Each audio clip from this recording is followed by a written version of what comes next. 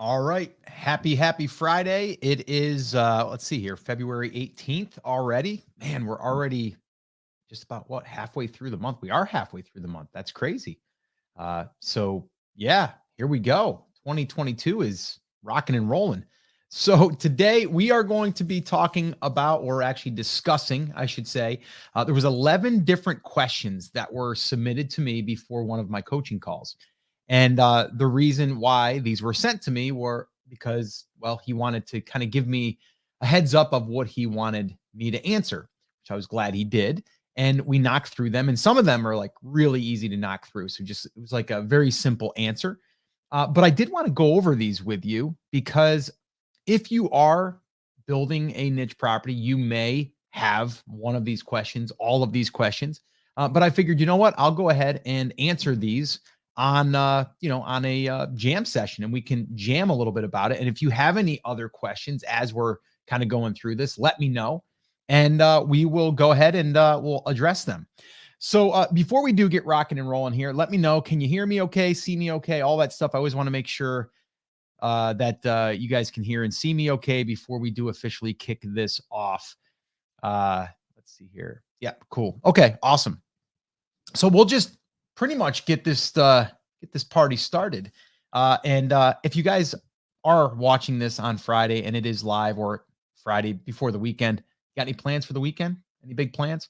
For me personally, got my daughter and my granddaughter coming over, and my son-in-law, and then we're going to be doing beach volleyball on Sunday. So yeah, pretty busy little weekend, but kind of relaxed somewhat. So that's what we got planned. All right, cool. So let's go ahead and let's get this thing rocking and rolling. Here we go.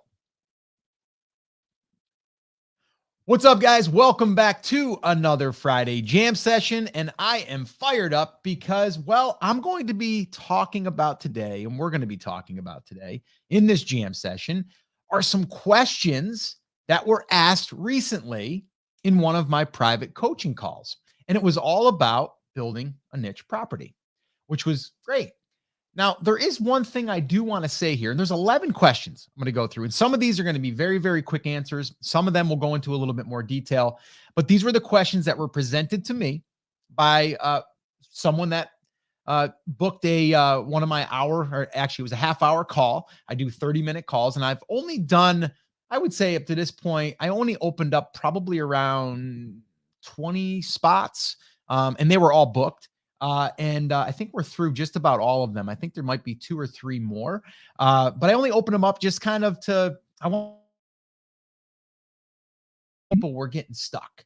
And this is a great way to do it. And the one thing I will say before we even get into these questions are, sometimes we are trying to figure things out that don't need to be figured out yet. All right. We're going way, way down the line before we even have the thing built. So this gentleman that I was on with a private call, he was in that boat. He had all these questions, which I was more than happy to answer. But then I was also like, okay, let's go back here because we don't need to worry about any of this stuff yet. We have to wait until we get everything built. But he was just kind of thinking, trying to forecast versus just getting that first part done. So if you are doing that, I want you to stop doing that. I want you to focus on where you need to focus right now. That is it. That one area. That's all we want to work on right now. Don't worry about what ad network you're going to use right now if you don't have the traffic yet. So we want to get that traffic. That's our main focus.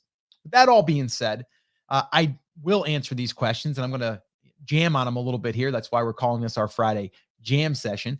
But I just did want to let you know before we even got into this that some of these questions you're not going to even need to ask yet, right? But I figured, you know what? Because this is all around building niche properties, you may be further along and might have one of these questions that were, asked after you get started, or maybe after you've been building one for a year. So there's some things in here that we're going to be discussing that might apply to you, and they might not. They might not apply to you yet. They might apply to you, now exactly where you are. So that's why I wanted to do this. All right. So if you are listening to this, though, on the podcast, let me just say this. I got 2 things to say. Number one, if you've been listening for any period of time, and I don't ask this much, could you do me a favor? Head on over to iTunes and just leave a review there. And in that review, let people know one nugget, what's one thing that you've learned since listening to this podcast. All right. Now, if you are watching this on our coffee talks, our live coffee talk, which is jam sessions, is what we're calling this for Friday, our Friday jams. Thank you for showing up live. But also for you, I would like you to do the same thing. If you could do me a favor and head on over to whatever podcasting platform that you use and leave a review or one nugget that you took away, that'd be amazing. So that's it. That's my ask for today. That's it. Just head on over there and do that for me if you would, if you've gotten some value.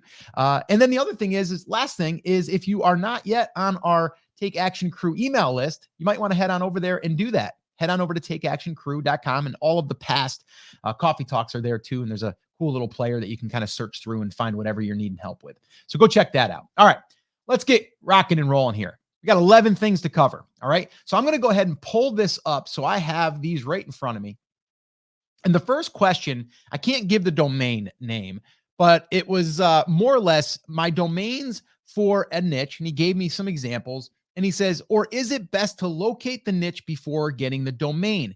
And the answer is, it depends. I'm going to pull a Chris Schaefer here. If you know that you're going to go into, I don't know, let's say maybe dirt bikes, right? You're going to go into dirt biking. That's going to be your niche. Then something around, motorbikes or, ATVs or something like that, it's totally fine. You can go ahead and start working on that. But if you're still trying to decide, right, if you're thinking about something that's a motorized vehicle, but you're not sure if it's going to be boats, you're not sure if it's going to be bikes, you're not sure if it's going to be dirt bikes, mountain bikes. Like, if you're not really quite sure, then you got to be careful, because not that we need the domain name to be exactly something in that niche, but it needs to be relevant to it, right? You don't want something that's just totally random.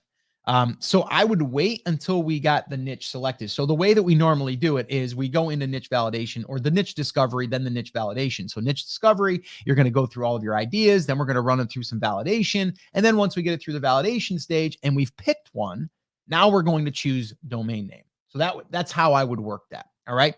So if you're thinking about a domain name and you really haven't settled on your niche yet, stop wasting your time on picking a domain name. All right. Don't worry about that right now.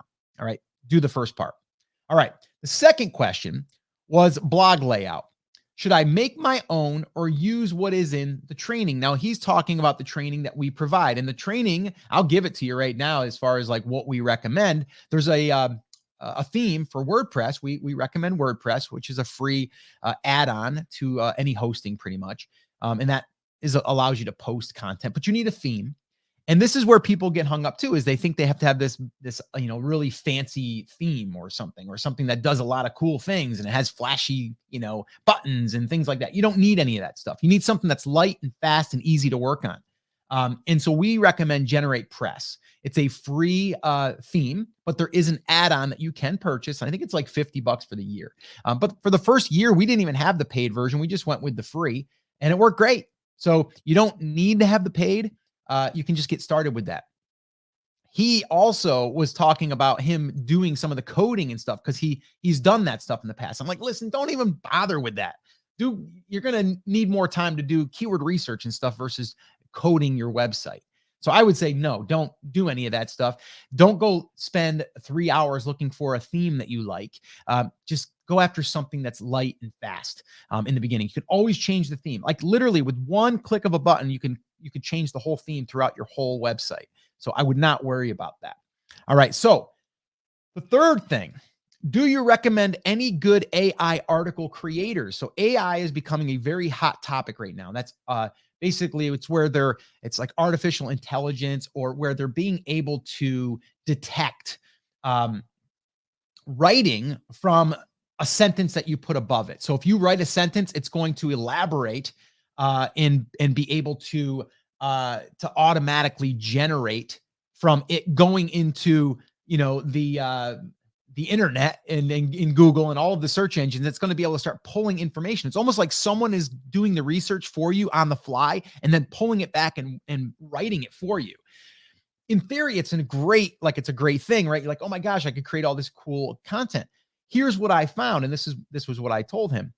Number one, in the very beginning, you should write your own content, or you should have someone write it and you should learn how to write it. Even if you don't write it, you should understand how to write it. Even if you're using an AI article creator, you're going to need to know how to create an outline, because without any, you have to input some data in order to get data back. But here's the other thing, and I've tested a few of these. A lot of times what's happening is you're putting stuff in and then you got to correct it anyway, or you have to reword it, or you have to redo it again. And by the time you get done, you've spent an hour, hour and a half on it. You could have just did it yourself, right? So in the very, very beginning, I would say, no, I would not use it. And even in the future, I would be careful using it because there's been some talk that, you'll have duplicate content, or the content won't be as good. It won't read the same. It really does have to appear as it was written by a human, or at least the information is good enough to pass as if it was written by a human. And I'm sure that there's some AI out there that can do a really good job of writing a great piece of content, but it is going to also come down to you inputting the right data for it to pull from, right? And the right way for you to be able to manage that tool. So here we are again, though, right? We're in the beginning stages. No, I would not use AI. I would either write the content myself or learn how, and then I would offload it to a writer, an actual human, and have them write it. So that's the third one, AI article creators. The fourth one, how many articles per month? What's the number of articles per month? Again, that depends. If you're just starting out, it's probably going to be four articles, one per week. If you could get past the niche validation, if you could get your website up and running, get GeneratePress installed, get all of the things in order, and then do your keyword research and start writing content, I would say start with one piece of content per week. So that way there you can focus on that, you can optimize that, you can learn that, and then we can dial it up. So my recommendation was start with one per week and then scale up. The minute you start to feel like you're getting into that groove and the rhythm, and you're getting everything worked out, whether it's hiring writers or doing the work yourself, you got to kind of get used to it. You got to learn it. So in the very beginning, it's one per week. That would be 4 per month. Now, as you grow this thing, I mean, I'm at the place now that I can just turn up the dial and I can say, I want 10 articles done a week on each of my sites right now. I could have more done if I wanted to. But then it becomes harder to even manage. So for me personally, when you get kind of up and running, and it depends on your focus at that time. Are you focusing on building, one site? Are you really going hard on that site and really, focusing all your energy there, and you want to ramp it up as fast as possible? Then you can scale that up to, doing one article a day. You really can. Now we're doing what we call a 90-day content blitz, which we're doing one per day. We're actually doing a little bit more. We're actually going to, in 90 days, we're going to do about 110 pieces of content. And we're doing this because we see a huge opportunity here in this niche that we've been building for 2 years. The traffic is increasing. The market is getting bigger.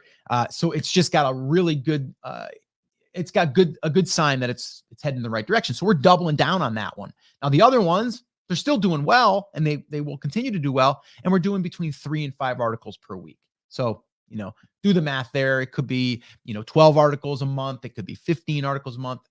It just depends on your bandwidth and what you are capable of at the time. But in the very beginning, I wouldn't start with 5 per week. I would start with 1 per week. All right. So that's that. The fifth question, how about private label articles if they match a niche, or PLR? Now, this has been around for years.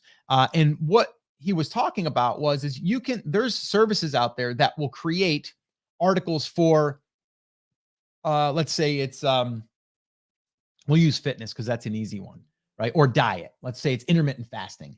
And you can buy a collection of articles that you can use as your own. Now, this could work in an ebook because the ebook itself would just be, you'd put it into an ebook. You might update it with some graphics and things like that and make it your own in a sense, but it's legal to do that, right? You can use that as your own. It's kind of like white labeling something.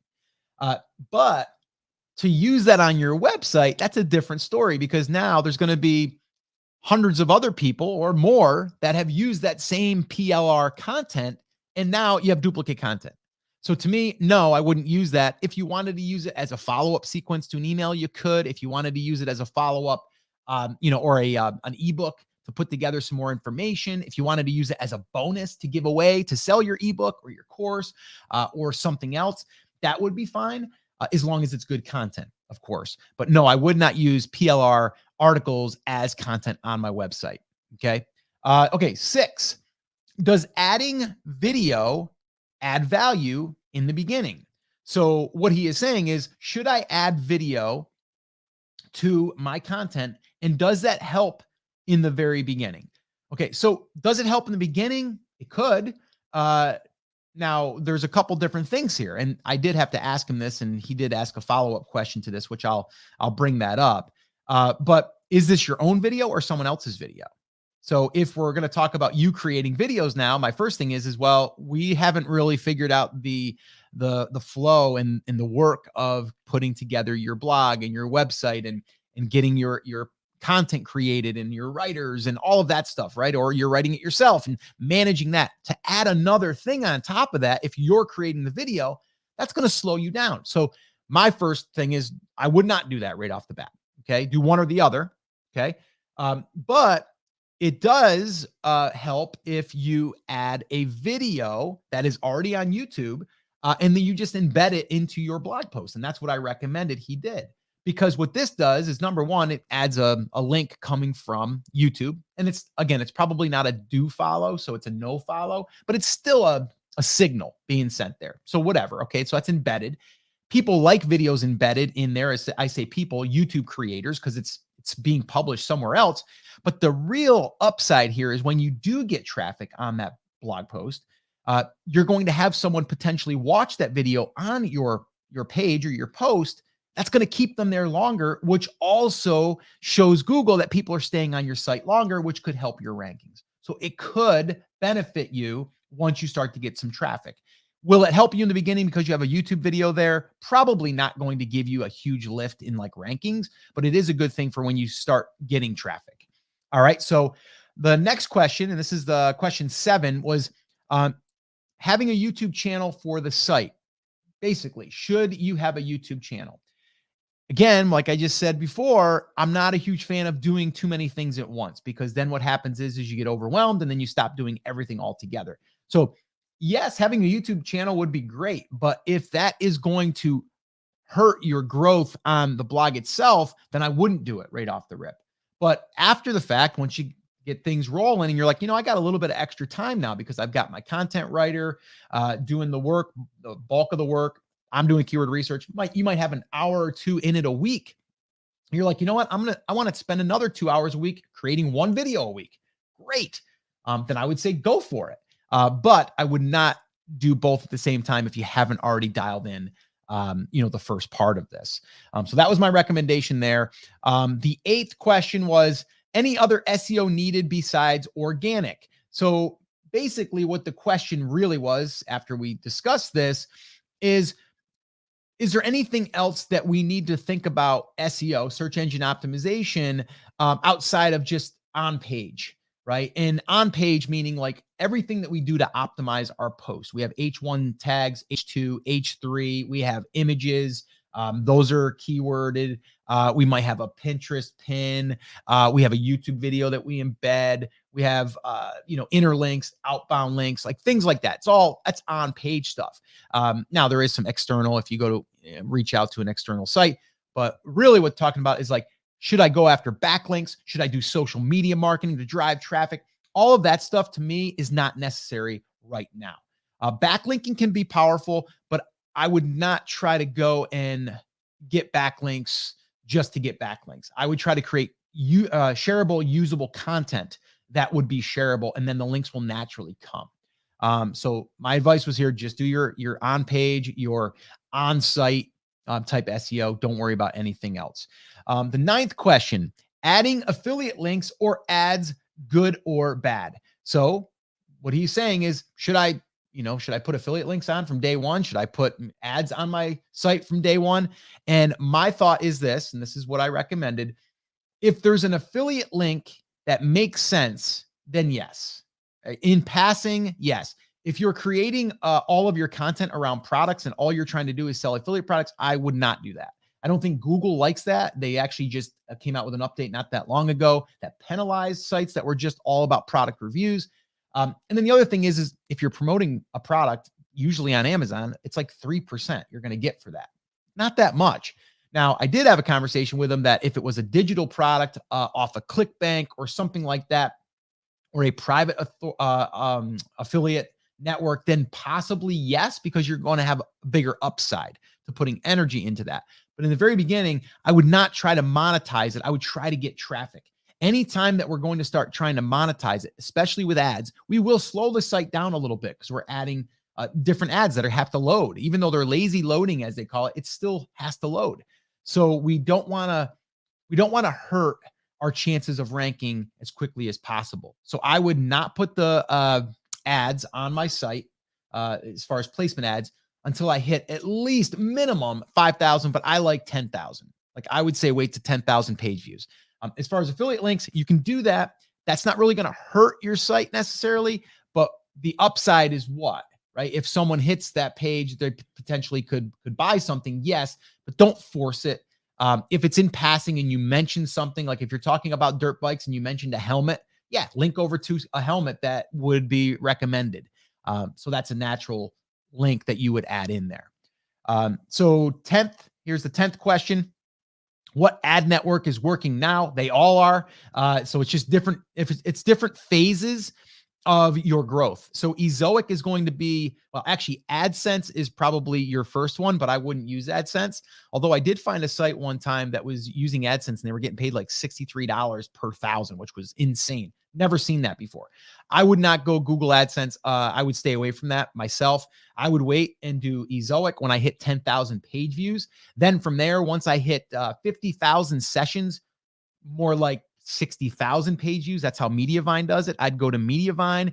And then once I hit 100,000, I would entertain AdThrive. Although AdThrive has not always beaten Mediavine. Mediavine is a lot of times the higher of the two, and they have more of an upside with advertising sharing. So they will increase, the more traffic you bring, they will actually up their sharing with the profits from the ad networks. But again, we don't have to worry about that right now. Like, so these questions are for someone that hasn't even started, like hasn't even built the site yet. So you see what I mean? Like we're way down the line here. We don't need to be that far down the line yet. We're not there. Okay. So we don't need to worry about ad networks. We just need to worry about building the site, getting our keywords together, writing the content, optimizing it, publishing it. That's it. That's the only thing we need to focus on right now. Okay. And then we can focus on that other stuff. Okay. And the last one, the 11th question. The best way to kickstart then is to put on maintenance plan to let the site grow. Top 5 steps after a website is up and niche is found. Okay, so this here was basically just like kind of like what is it? Like what's the best thing to do to kickstart it? Is it to and get it in like a maintenance plan? It's basically what I just said. Okay, it's this. It's get all of the stuff built that needs to get built. Get your domain name, get your hosting set up, get your WordPress set up, get your theme set up, get your About Me page or About Us page created, all of the disclaimer pages, like all of the things that we need to do. There's like 3 pages we got to have done. Get the shell built. Then move into keyword research, get your first 10 pieces of content or your topics, and then either write them yourself or have them written and then publish and optimize. Like that's it. Then what are we going to do in maintenance mode here? Maintenance isn't really maintenance. It's kind of ongoing, work. And that is find more keywords, write more content, publish. And when I say publish, I mean optimize at the same time. So find keywords, write content, publish. That's it. That's all we're doing. All right. And that's it. So top 5 steps after website is up and niche is found. It's that. It isn't even 5 steps, really. Well, it could be. I'll take that back. Because if you are up and running, then I would add one other element to this, which is we're up and running. Everything's built. I'm assuming everything's built. We are going to write the content after we found the keywords. And once you find a keyword vein, you might have 50 topics that you have to, that you're going to write about. Don't even worry about anything else at this point. Just write, right? And get that stuff published. The more we get published, the more chances we have of ranking. All right. So that would be that. Keyword research, create a spreadsheet for you or your writer, get them written, come up with a schedule as far as a routine of like how many articles you're going to have written per week, how many you're going to have posted. And then if you do want to add a couple of other steps here, it would be, and do you want to even do this? Does your niche allow you to build an email list? So maybe we build an email list so we can start to communicate with those people to then send traffic over to our blog or our website. But if you have no thoughts or desire to build an email list because you just want to keep this thing so it's more passive and you don't have to really maintain an email list, then don't do it. But the other thing I would consider doing is start a Pinterest account, because Pinterest is a great tool for external traffic. And then just create a pin for every post and create maybe like 5 to 7 boards on your Pinterest account. And then just start pinning those to various boards. And that would be it. So if you wanted to add that part of it to it, you can do that as well. But in the beginning, I don't want to overload you with stuff, right? It's like, okay, just keyword research, write the content, publish, done. If we want to add something else, we can add email, or we can add the Pinterest thing. And the Pinterest thing would be more also something that could add another layer of traffic, because that could bring traffic all by itself, which we've done a pretty good job with that. We've had, sometimes it goes up and down with Pinterest, but I would say on average, you're probably getting about 200 visitors per day, 300 at times. We've had some as high as 600, 700, but it kind of fluctuates. But I would say 200 to 300 visitors. And that's from just taking, and we did it for a while, then we stopped for a little bit, then we started it again, and now we're starting to do it again. But it's, it's just another step, right? You create a pin, and then you create the board. Once you create the board, you can just pin it to that. But then you put that on your website as well to give people that are reading the website an opportunity to pin it to their board. And then it can start to get a little bit of, some extra traffic. So that would be maybe that other thing. So there you go. There's 11 questions I just knocked through in less than 20 minutes, I think it is. So one thing I want to really make clear, though, depending on where you are, you need to ask yourself this question: what do I need to focus on now and next? That's it, right? If you do not have your website fully up and ready to receive content, we don't need to worry about an ad network right now, right? We don't have to worry about that. If we don't have to worry about, do I have to add a YouTube channel to this, right? We don't have to worry about any of that stuff, okay? What we have to worry about is just finding those keywords, writing the content, posting it, and obviously optimizing it. That's it. And if you want to add the layer of Pinterest to it, then learn the Pinterest side of it, and which isn't hard. Okay. And that's it. And once you kind of get that thing set up too, by the way, if you set up your Pinterest account, 5 to 7 boards, they're already created. Then you might go in there and maybe every few days you pin some different things to it that are of interest of your niche. And then when you have a new blog post, you're going to create a pin, and then you're going to pin it to a board, and that's it. And then that pin automatically links back to that blog post. Done. That's it. That's the process. That's all the work that needs to get done. All right. So don't think too far ahead. We got to think about where you are right now. What is the next step? What is the next thing that you need to focus on?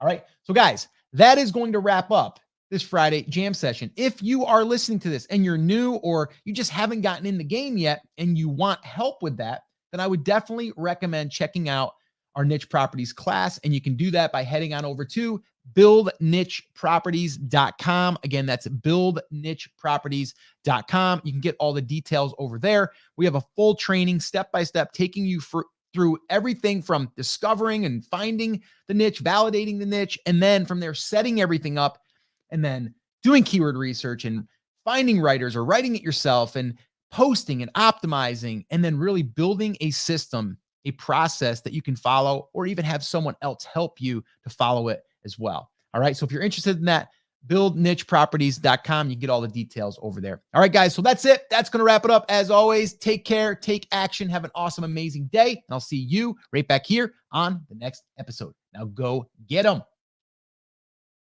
Cut. All right, guys. You guys got any quick questions for me? Let's see. Okay. Okay. Here we go.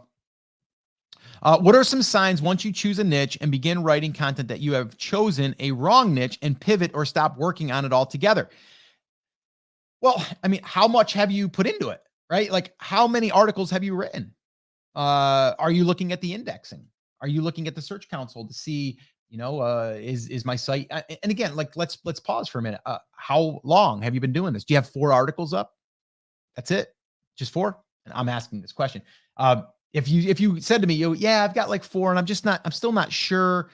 Why aren't you sure? Did you go into are you into your validation and you're doubting your validation because you kind of made it work when it really didn't work because you just really wanted to do this? Like, I don't know for you personally, Salma, but I would say if you've done your validation, the traffic's there, that there's some low competition keywords, and you're writing content and you haven't written 30 to 50 pieces of content yet, you're jumping the gun. I think we got to put that effort in.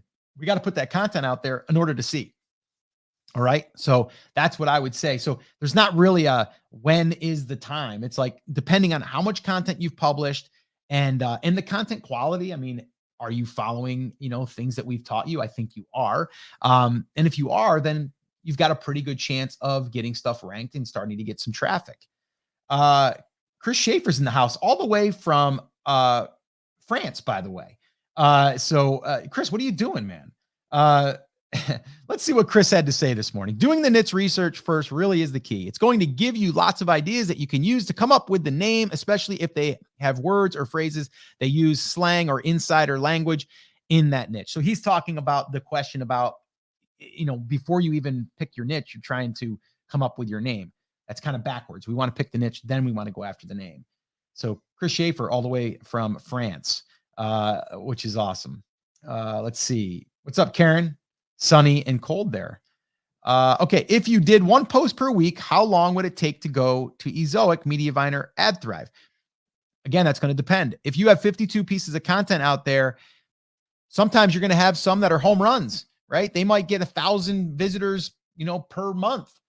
You might have some that get 20. So it will depend, and it also could change, right? You could have that content be out there for, 50 articles. So if you did 1 per week, that's 52 articles. You got to remember only half of those are 6 months old, right? So you only really have 25-ish articles that are really where they are going to land in rankings. So I would say it really depends on the traffic. Are you getting 5,000 minimum page views? If you are, then turn on Ezoic. I would wait till 10,000, but if you want to do it at 5,000, go for it. Is setting up a website from scratch easy for anyone to do? How long should it take? It's very easy. And actually, inside of our training, which Salma, I know that you're a part of that, we help you right through that step by step. So you might want to go back to the niche properties class. And I mean, to be honest with you, you can just go into whatever hosting company that you're using and just look at one of their tutorials on how to install WordPress. And that's it. And then GeneratePress, they have their own tutorials. So it's really simple. And anyone can really do it. And I'm not a tech savvy guy at all. I mean, yeah, I know my way around the computer a little bit, but I don't say I'm like a website developer or anything like that. But it's really, they make it super easy to do. If you already have articles without pins, would you start with popular posts first to add pins to the older posts first?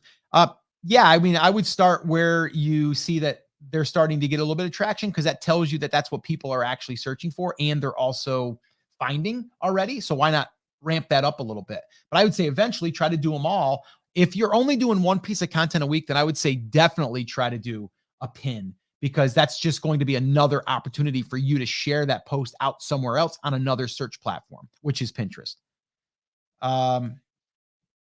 Karen says, I know you said that I need to write a blog a week. I am putting out blogs twice a month. I think I need to go to once a week. Karen, I agree. You need to go to once a week. I told you that before. We need to switch up a little bit of our energy of where we're focusing the time. And if you are doing it, which I think you have a VA that's doing it, I would definitely make sure you're doing at least 1 per week, Karen. And in your market, I know for a fact that there's traffic there that you should be getting, and that would be interested in your digital products. So we just have to think about that. Okay. We definitely got to think about that. So, all right, guys, that's our Friday jam session. I hope you guys enjoy the rest of your day and the weekend. I will be back here on Monday. We'll do our Monday mindset. If you guys have any other questions, let me know. Like I said, I've been doing some of these coaching calls. I did another one yesterday, and I'll probably do an episode on what we talked about, because a lot of people they're getting hung up, especially if they have a product that they sell.